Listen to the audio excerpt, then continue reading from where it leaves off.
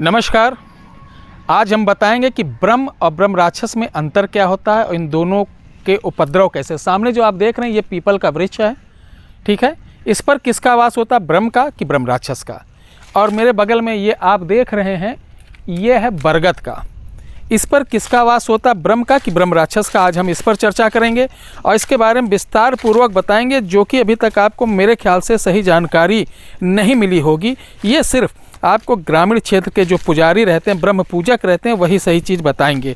यूँ तो ब्रह्म राक्षस को सभी लोग बोलते हैं कि ये ऐसा होता वैसा होता है, ये ऐसे बनता है वैसे बनता है, लेकिन मैं बता दूं आपको घबराने की ज़रूरत नहीं है। आज हम बताएंगे कि ब्रह्म होता क्या। आज आप सभी लोगों का स्वागत है। प्यारे दर्शकों, ब्रह्म देवता और ब्रह्म राक्षस, अब यही दो उच्चारण हैं। ब्रह्म राक्षस कौन होता है और ब्रह्म देवता कौन होता है, चलिए इस पर प्रकाश डालते हैं। आज एक क्रेज हो गया जिसके जब भैया तुम्हारे ब्रह्म देवता लगे हैं, ब्रह्म राक्षस लगा है, तगड़ा ब्रह्म राक्षस लगा है भैया, ये तो ब्रह्म देवता पूछते हैं। ब्रह्म देवता हमेशा कल्याण करते हैं, ध्यान रखिएगा। और ब्रह्म राक्षस विनाश कर देता है। इसको कोई छोटा मोटा तांत्रिक या जो दरबार लगाने वाले पूजा पाठ कर लें, इनकी औकात नहीं है कि ब्रह्म राक्षस को संभाल पाएँ। मदारी जैसा माइक पे बोलना अलग बात है, वेशभूषा लिपस्टिक तिलक लगा के कुंडल पहन के माला पहन के बोलना अलग बात है, लेकिन जहाँ ब्रह्म राक्षस की बात आएगी, पूरा का पूरा गांव ब्रह्म राक्षस को देखा मैंने कि बर्बाद करते हुए। ऐसे बहुत सारे दर्शक हमारी इस वीडियो को आज देख रहे होंगे। आप बताइएगा सही से कमेंट में। ब्रह्म राक्षस का उपद्रव आपने खुद देखा होगा अपने गांव में। लगातार एक घर बुझाए, दूसरे घर में आग लग गई, तीसरे घर में आग लग गई, इस तरीके की घटनाएं आपने देखी। ब्रह्म राक्षस जिसके पीछे पड़ जाता है उसको बर्बाद कर देता है, शरीर से, मन से, विचार से, समाज से, आर्थिक से, हर तरीके से। तो ब्रह्म देवता के बारे में लोगों की भ्रांतियां हैं कि ब्रह्म देवता एक्चुअली ये होते नहीं कि कोई आघात मृत मारा गया हो, कोई ऐसा कुछ नहीं। जो ब्राह्मण वर्ण का होगा, जो ब्राह्मण जाति का होगा, ध्यान रखना, ब्राह्मण कुल में जन्म लेके राक्षसों जैसा कर्म करने वाला, दुष्कर्म करने वाला, आचार विचार वाला, मांसाहार वाला, नशा युक्त, पापी, अत्याचारी, कत्ल करने वाला, डकैत करने वाला, लूटने वाला, ऐसा व्यक्ति जब, आपको बता दें, आद्रा, भद्रा, कृतिका और आप देखेंगे अश्लेषा नक्षत्र में इनकी अगर सेकंड दूसरे पहर हत्या हो जाती, अकाल मृत्यु हो जाती, तो ये बनते हैं उग्र ब्रह्म राक्षस। ये नहीं कि ब्रह्म राक्षस कोई भी जाति का बन गया, ठीक है, उसको ब्रह्म ही राक्षस बोल दिए, ऐसा नहीं।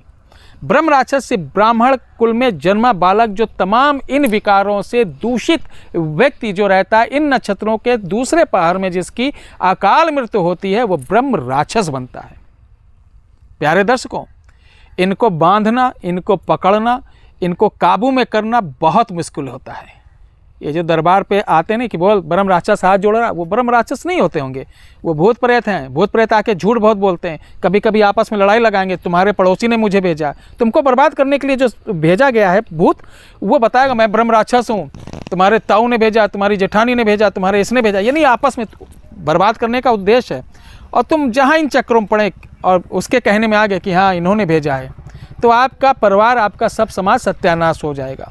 उसकी पुष्टि करना जरूरी है, इसकी जांच करना जरूरी है। इसको कैसे जाने कि ये असल ब्रह्म है, असल ब्रह्म राक्षस है कि कोई भूत है।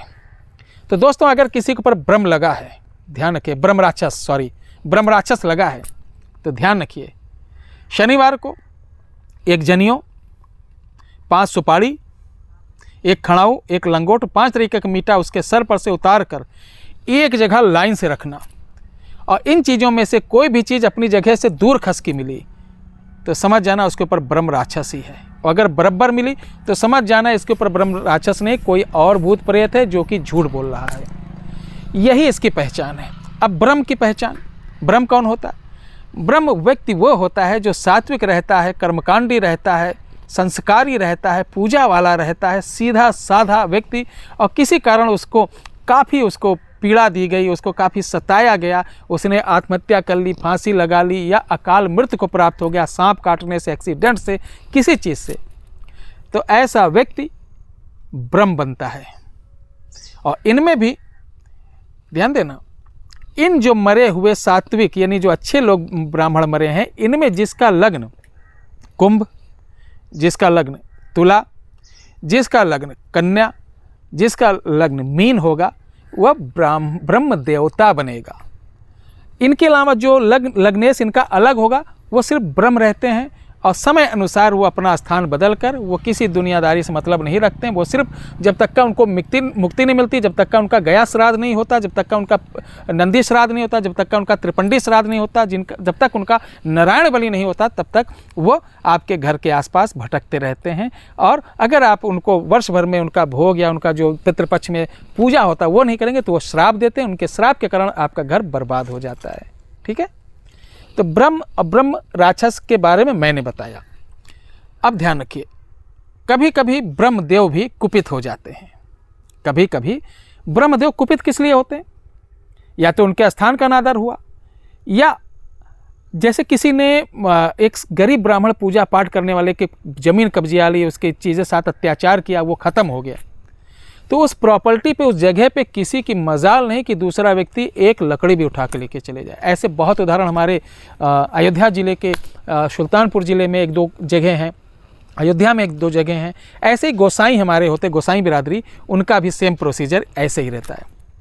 तो ध्यान रखिए, हर व्यक्ति के ऊपर आया हुआ कोई ब्रह्म नहीं होता, हर व्यक्ति के आया हुआ कोई ब्रह्म राक्षस नहीं होता है। ब्रह्म राक्षस अगर होगा तो ध्यान रखिए, उसकी आँखें पीली हो जाएंगी, एकदम पीले रंग की। अगर ब्रह्म होगा तो उसकी आंखें रक्त वर्ण, लाल वर्ण रहेंगी और उसके बॉडी से आपको हमेशा हल्दी जैसी खुशबू आएगी।